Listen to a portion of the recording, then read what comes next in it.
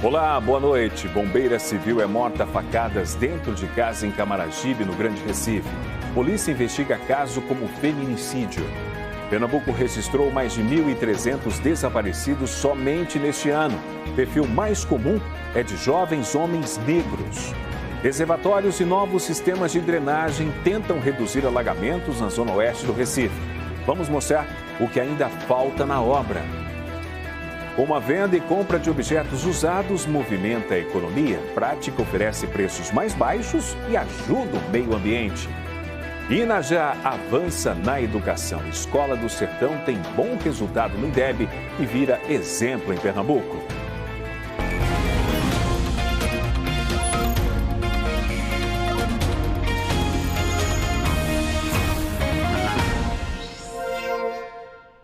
Um sistema que contempla a construção de reservatórios, requalificação de canais e sistema de drenagem é alternativa para tentar conter os alagamentos na zona oeste do Recife.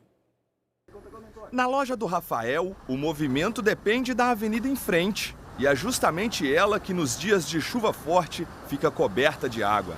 É a Avenida Abdias de Carvalho, em frente à Praça da Chesf. Um dos pontos mais conhecidos pelos alagamentos no Recife. Normalmente aqui fica muito alagado, né? Aí isso faz com que a gente tenha dificuldade de se deslocar, algumas pessoas também chegar ao nosso comércio, né? E devidamente aqui fica parado o trânsito. Para enfrentar essa realidade, a Prefeitura do Recife está construindo 4 grandes reservatórios de água na região. A ideia é segurar parte da água da chuva antes que ela sobrecarregue os canais e provoque novos alagamentos. Uma solução que renova a expectativa de quem passa pela Abdias quase todos os dias. Época de chuva a gente acaba se molhando porque outros carros passam com velocidade e acaba jogando água para os lados. Mas é comum os alagamentos aqui. A gente espera com as obras melhores, né? Ajudaria 100%, não só a mim, mas como a todos, né? Que estão aqui no trânsito sempre pegados nessa correria. E todos nós sabemos desse problema que já é crônico. 2 reservatórios já foram finalizados. Na prática, eles funcionam como uma grande caixa de retenção. A água fica guardada por um tempo e é liberada aos poucos, diminuindo a pressão sobre os canais e ajudando a reduzir o risco de alagamentos. Agora começa uma etapa importante, a construção do vertedor. É ele que vai controlar a saída da água armazenada, como explica o engenheiro civil Francisco Mota. Imagine que aqui no Eugênio do Meio, Torrões, Curado, chove 32 mil baldes de água de 1.000 litros. De uma vez. Essa água, logicamente, vai provocar um alagamento muito grande. Aí o que é que a prefeitura está fazendo? Criou esses 4 reservatórios que vão reter desses 32 baldes de água que entram, nós vamos reter 22, ou melhor, vamos reter 10 e soltar 22.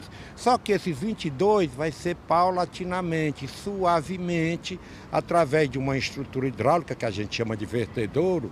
Os outros 2 reservatórios estão sendo construídos bem ao lado dos 2 que já estão concluídos no encontro da BR-232 com a BR-101. A entrega será feita de forma gradual até dezembro de 2027, quando todo o sistema estará finalizado e totalmente em funcionamento. Mas o projeto vai além dos reservatórios. Os canais da Chesf e do Vietnã estão sendo requalificados para facilitar a passagem da água.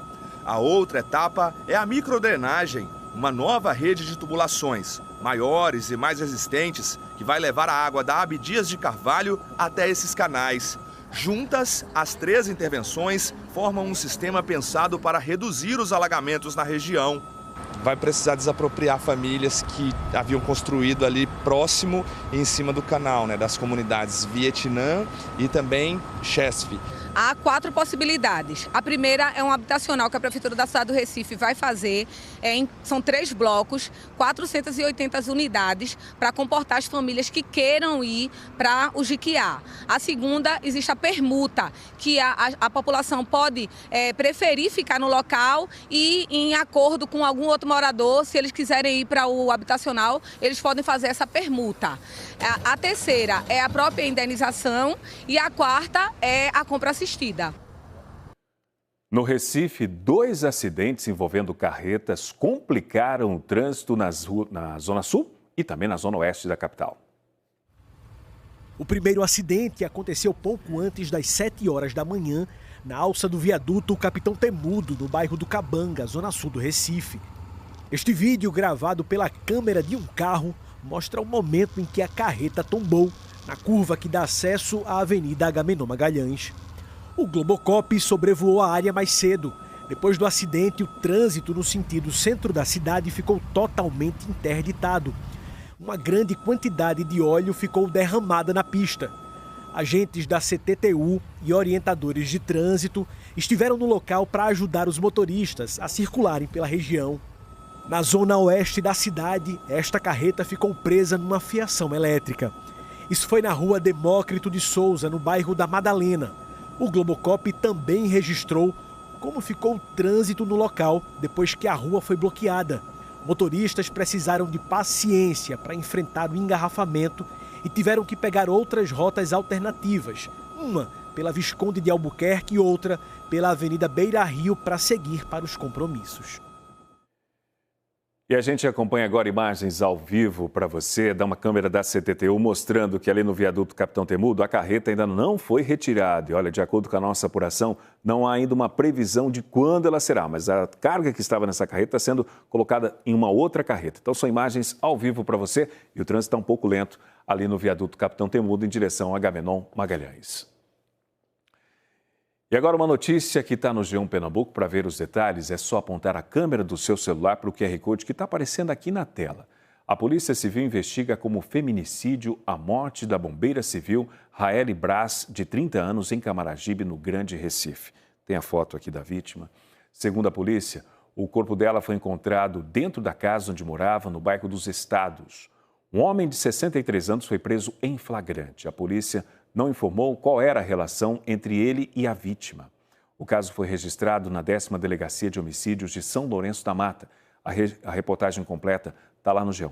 Só você ir pelo QR Code que está na tela.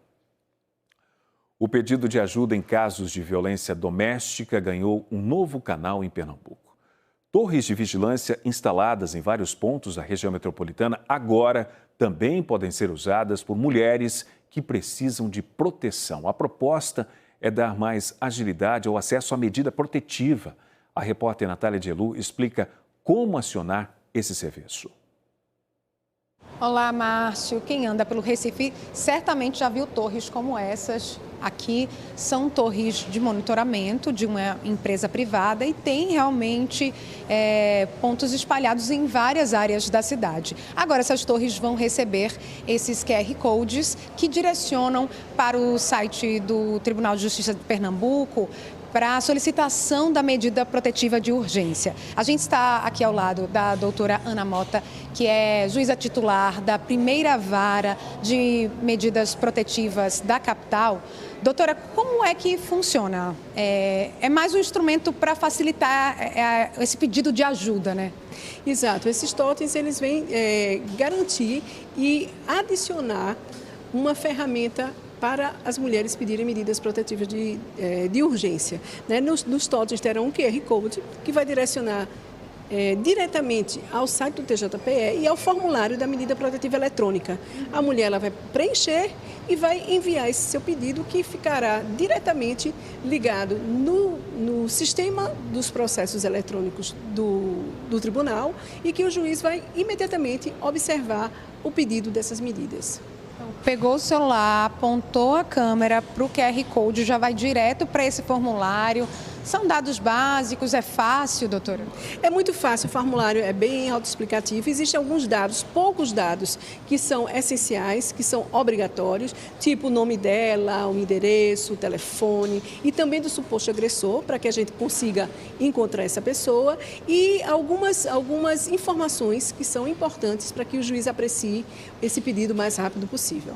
Quanto tempo normalmente sai essa resposta? De que forma essa mulher recebe essa resposta? Bem, a Lei Maria da Penha fala em 48 horas para ter essa resposta, mas aqui no Tribunal de Justiça de Pernambuco nós conseguimos em um dia ou menos de um dia. Assim que o juiz decide pelas medidas protetivas, ela e ele receberão do oficial de justiça a comunicação desta decisão, que pode ser pessoalmente no endereço delas ou pode ser pelo WhatsApp, né, fornecido no preenchimento do formulário. Mas não precisa já ter um boletim de ocorrência, ela pode recorrer a essa ajuda diretamente, sem ter feito nada antes. Exatamente. Para você pedir medida protetiva eletrônica, não tem necessidade de nada, apenas da necessidade e do pedido das medidas protetivas eletrônicas. Já tem 650 torres espalhadas pela cidade, a todo momento são instaladas novas e todas essas vão receber esse aviso, esse QR Code para ajudar. Muito obrigada, doutora. A gente volta ao estúdio.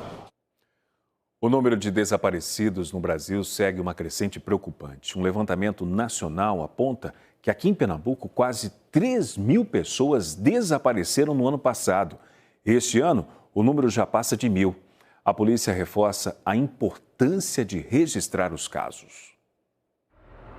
Quando uma pessoa desaparece, a vida de toda a família muda. A espera por uma notícia passa a fazer parte da rotina e cada hora sem resposta aumenta a angústia. É assim que Esther vive há mais de um mês. Desde o dia 1º de julho, ela procura pelo irmão, Isaac, de 82 anos. Ele saiu de casa no bairro de Areias, como fazia todos os dias, para caminhar pelas ruas da vizinhança. Mas dessa vez, não voltou. Que momento vocês perceberam que havia acontecido alguma coisa? O momento que anoiteceu e ele não chegou. Né? Que ele saiu pela manhã, antes das 7. Moradores contaram à família que viram seu Isaac caminhando nas proximidades da Avenida Recife. Depois disso, nenhuma outra informação. A família suspeitava que ele estivesse com princípio de Alzheimer. Nós imaginamos que ele está desorientado. Ele gostava também de pegar muito ônibus. Ele pegava ônibus para ir para Cavaleiro, para ir para Prazeres, para ir para o centro da cidade, onde também já foi feita uma busca, deixado cartazes. A história de seu Isaac está longe de ser um caso isolado. Segundo o Anuário Brasileiro de Segurança Pública, o Brasil registrou mais de 84.000 pessoas desaparecidas em 2025. Em Pernambuco, foram 2.954 desaparecimentos, cerca de 8 registros por dia. O perfil mais comum dos desaparecidos é de homens, pessoas negras e adolescentes ou jovens. Mas o anuário destaca que o desaparecimento pode ter diferentes causas, entre elas fugas de casa, conflitos familiares, problemas de saúde mental, acidentes, pessoas idosas desorientadas, além de crimes como sequestro, tráfico de pessoas e homicídios. Diante de um desaparecimento, o tempo faz diferença. Não é mais necessário esperar 24 ou 48 horas para registrar a ocorrência. A orientação é procurar a polícia assim que a ausência for percebida. Quanto antes chega essa informação até nós, as diligências vão ser bem mais exitosas nesse sentido de ter a localização de alguém. São vários métodos que podem ser utilizados pela Polícia Civil e variam a depender do caso em concreto, mas em geral podemos citar a questão de realização de buscas em locais públicos, principalmente aqueles de maior movimentação de pessoas, então aeroportos, rodoviárias, unidades hospitalares. Além disso, câmeras de segurança podem também ser apuradas pela Polícia Civil por eventuais locais que a pessoa desaparecida tenha transitado. Além disso, reforço também uma outra possibilidade que às vezes não acaba não sendo tão comentada, que é justamente a possibilidade de realização do exame pericial de DNA. No Recife, o registro pode ser feito diretamente na Delegacia de Desaparecidos e Proteção à Pessoa. Nas demais cidades, a orientação é procurar a delegacia mais próxima. Entre janeiro e junho, a SDS registrou 1.387 ocorrências de desaparecimentos em Pernambuco. Mais de 100 envolveram idosos com 65 anos ou mais. Até agora, 503 pessoas foram localizadas, mas para centenas de famílias, a espera continua. A gente via todos os dias ele aqui, né?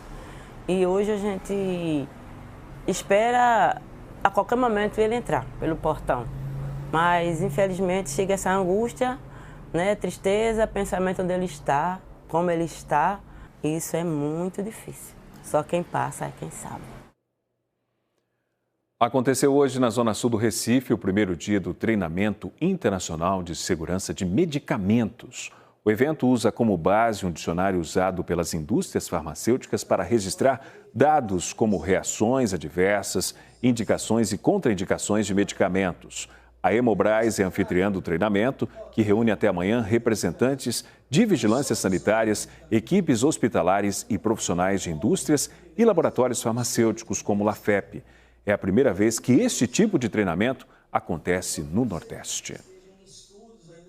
Depois do intervalo, saiba quais locais de votação vão mudar em Olinda e os resultados positivos de uma escola do sertão de Pernambuco no Índice de Desenvolvimento da Educação Básica. O ENE2 volta em instantes.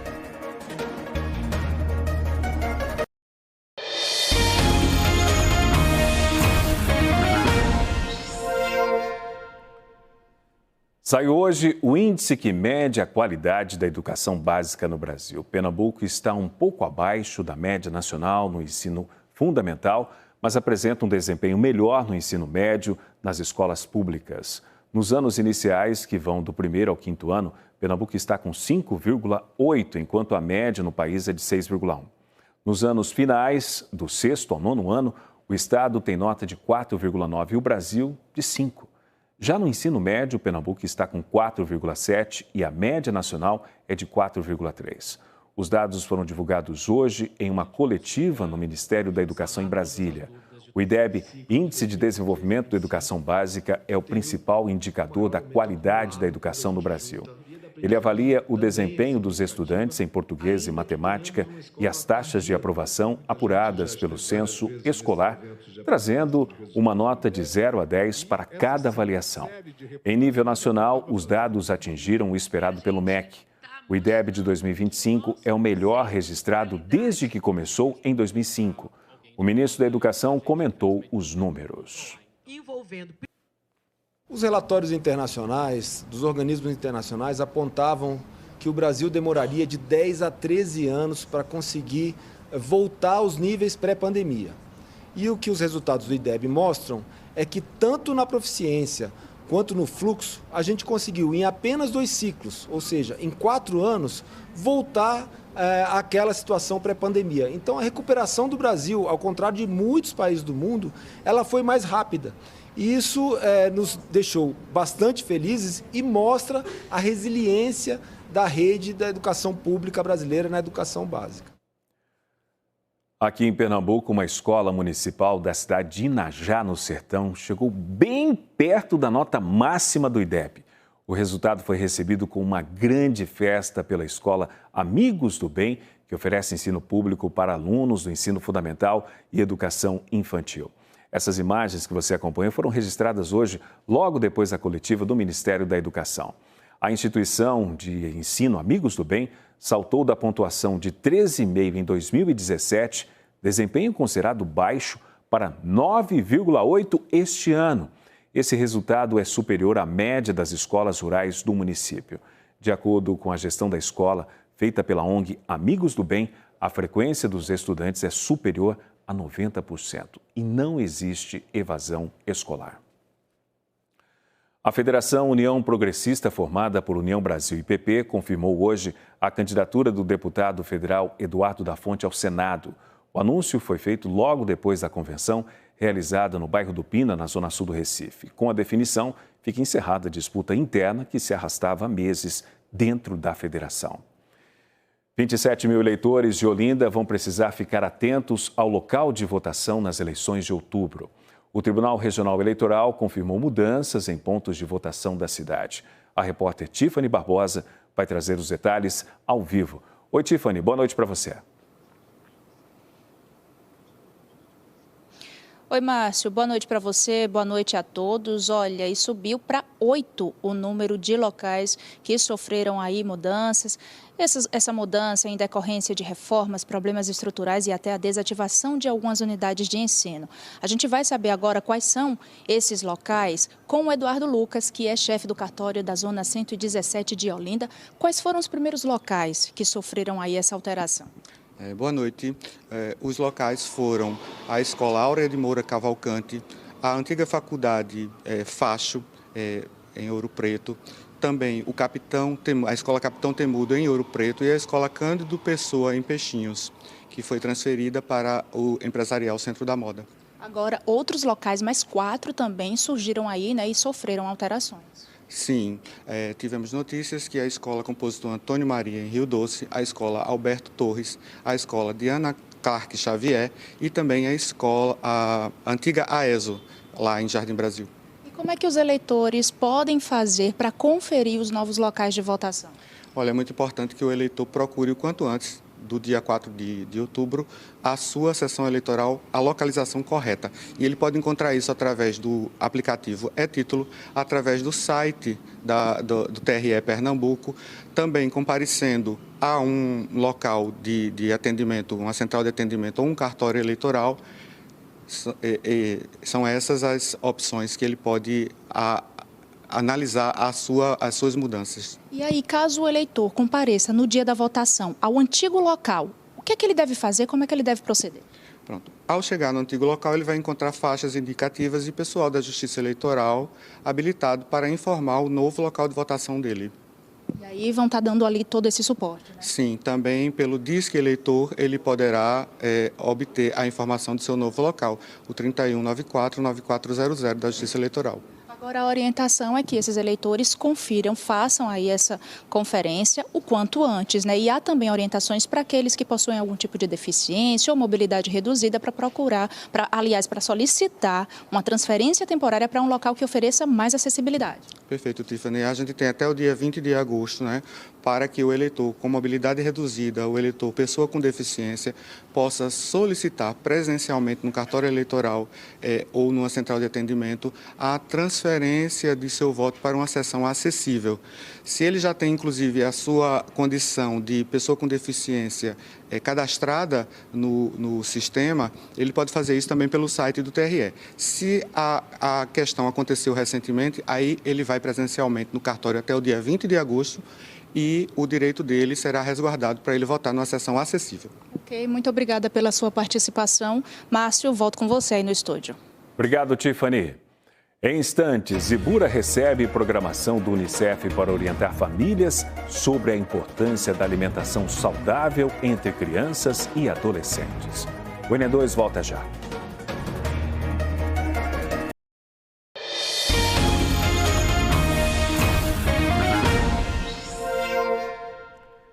Estamos de volta, estou aqui com o celular, porque olha essa notícia que está no nosso Instagram, @ene2.globo. Uma bebê prematura de apenas 570 gramas foi batizada na UTI de um hospital no Recife. Atendendo a um pedido dos pais da pequena Maria, o pároco David Melo, da Matriz de São José, celebrou o batismo. Nas redes sociais, o sacerdote descreveu o momento como emocionante. A menina recebeu o sacramento cercada pela família e pela equipe de saúde. A recém-nascida permanece internada e a mãe pede orações por ela. Saúde para Maria. Na Zona Sul do Recife, famílias receberam orientação sobre a importância da alimentação saudável e da prática de atividades físicas para crianças. Mãos na terra, plantação de alimentos naturais, sessão de cinema e, no meio disso tudo, muito aprendizado. No Ibura, crianças da Escola Municipal Parque dos Milagres participaram de uma programação do Fundo das Nações Unidas para a Infância, Unicef, que mostra como pequenas mudanças na rotina podem fazer diferença na saúde. A iniciativa faz parte da Semana do Bora Comer Bem, que busca incentivar hábitos mais saudáveis desde a infância. E Luca, que está no 3º ano, aprendeu direitinho. Quais são as coisas assim que você mais gosta de comer? Banana, maçã, goiaba, essas coisas. O objetivo das atividades é mostrar que uma alimentação saudável não depende apenas do que vai para o prato, mas também de informação e escolhas mais conscientes. Por isso, além das oficinas, as crianças também podem participar de uma horta comunitária, onde aprendem mais sobre os alimentos e ainda se divertem. O que é que você mais aprendeu sobre alimentação saudável? Que é bom a gente comer alimentação saudável, senão pode acontecer coisas piores com a gente. Dados do Unicef mostram que a obesidade infantil é um problema de saúde pública há mais de 25 anos. Em 2 décadas, o número de crianças e adolescentes com sobrepeso dobrou e com obesidade triplicou. Enquanto no início dos anos 2000, 18% das crianças estavam com sobrepeso e 5% com obesidade, em 2022 esses percentuais já chegavam a 36% e 15%, respectivamente. O nosso convite é bora comer bem, né? A gente aprender, as crianças aprenderem que elas têm o direito de comer bem, descobrir de onde vêm as frutas, né? E descobrir que isso pode crescer no seu quintal, descobrir que isso está no mercadinho e fazer essa escolha, né? Essa escolha por um alimento mais saudável que te ajuda a crescer de forma plena, né? Que evita, por exemplo, a obesidade, evita outras doenças. Os números ainda mostram que esse desafio começa cedo. 50% das crianças consomem alimentos ultraprocessados nos lanches. 68% têm o hábito de beliscar fora de hora e 55% dos pais nunca leem os rótulos para verificar se o produto tem excesso de açúcar, gordura ou sódio. A gente reconhece a condição socioeconômica das famílias e sabe que nem sempre a escolha é fácil. Mas a gente tem trazido informações no sentido de as pessoas conhecerem para dizer, ó, dá para substituir isso que tem mais sal, açúcar e gorduras por outros alimentos in natura que vai contribuir especialmente com a nutrição das crianças. A pesquisa também revelou que muitos alimentos ainda são vistos como saudáveis quando na verdade não são. 68% dos responsáveis acreditam que suco com açúcar, por exemplo, é uma boa opção. E 52% acham que iogurtes saborizados são saudáveis. Mas além da alimentação, o projeto também incentiva a prática de atividades físicas. O estudo do Unicef aponta que 48% das crianças ficam mais de 1 hora no celular ou tablet. 76% dos responsáveis acreditam que elas seriam mais ativas se houvesse espaços adequados para isso. A gente está buscando construir novos comportamentos, né? Que parte da criança, que envolve a família e mais do que comer bem, também se exercitar, se mover, porque a gente precisa juntos enfrentar a obesidade infantil. Vamos falar agora de um livro repassado, uma roupa de brechó, a sobra de uma obra reaproveitada. Atitudes simples que fazem parte da economia circular, um modelo que reduz o desperdício, mas ainda é pouco conhecido. Nem toda história termina na última página. Às vezes, elas continuam quando o livro muda de estante, de casa, de leitor. Na Praça do Sebo, no bairro de Santo Antônio, centro do Recife, o tempo não diminui o valor das coisas. Às vezes, é justamente o contrário. Quem vem em busca de novas páginas é prova disso. A gente promove essa circulação mesmo de mercadorias, uma roupa também que às vezes não está cabendo, a gente já não usa há muito tempo, aí para outra pessoa pode ser uma roupa que ela vai usar num momento bem especial. Dona Mirtes incluiu no passeio de avó e neto as compras sustentáveis no Sebo. Ele veio agora atrás da Mônica, mas ele adora ler. É sempre bom procurar novos livros e principalmente em locais que foram livros de outras pessoas e revende até mais barato, até uma opção mais em conta. O que acontece com esses livros ajuda a explicar uma ideia que ainda passa despercebida por boa parte das pessoas. Fazer um produto durar mais, ganhar um novo uso e evitar o descarte. Mas o nome desse conceito ainda é desconhecido para quase 4 em cada 10 pessoas. Uma pesquisa do movimento Plástico Transforma, em parceria com o Instituto Qualibest, mostra que 39% dos brasileiros nunca ouviram falar em economia circular. E entre os 57% que já ouviram o termo, a maioria diz conhecer o assunto apenas de forma superficial. Vai trazer, vai trocar o livro e vai sair com outro livro, né? Então você vai ganhar e nós também vamos ganhar. O meio ambiente agradece, né? E aquela questão de que você está podendo ajudar outras pessoas. E é fácil associar a economia circular à reciclagem, mas o conceito é diferente. Antes de pensar em transformar um produto, a ideia é fazer com que ele continue sendo útil pelo maior tempo possível. E é isso que acontece aqui todos os dias. A economia circular é uma alternativa ao modelo em que os recursos são extraídos, utilizados uma única vez e descartados. A proposta é reutilizar, recuperar e reinserir materiais no ciclo produtivo, reduzindo o desperdício. O que sobra de uma construção, por exemplo, não vira necessariamente entulho. Nádia sempre doa os materiais que sobram de casa e do trabalho. Nada de deixar encostado. O que é que a gente vai fazer com tanto uso, com tanta coisa que a gente vai botar fora? Então, se a gente pode prolongar a vida desse produto, para mim é importantíssimo. E se puder ainda colaborar com outras pessoas que vão utilizar aquilo que no momento eu não estou mais precisando, eu acho que é uma ação importante que a gente tem que fazer sempre. O material é recebido e redistribuído pela Associação Meio Ambiente Preservar e Educar, para quem precisa. Economia circular tem essa premissa, esticar o máximo que der tudo que você vai usar, tudo que você consome para evitar desperdício e impacto ambiental. E antes de encerrar o ENE2, vamos reforçar aqui, olha, o trânsito está lento para quem sai da Zona Sul em direção à Avenida Agamenon Magalhães, seguindo ali pelo viaduto Capitão Temudo. Essa carreta que tombou mais cedo ainda não foi retirada dessa alça de acesso ali do viaduto Capitão Temudo. De acordo com a empresa, né, ainda não há uma previsão de quando esse trecho aí vai ser liberado. Então, com essas imagens, a gente reforça esse cuidado no trânsito e encerra o ENE2. Lembrando que hoje o JN começa mais cedo, às 8. Para você, uma boa noite, obrigado pela sua companhia e até amanhã.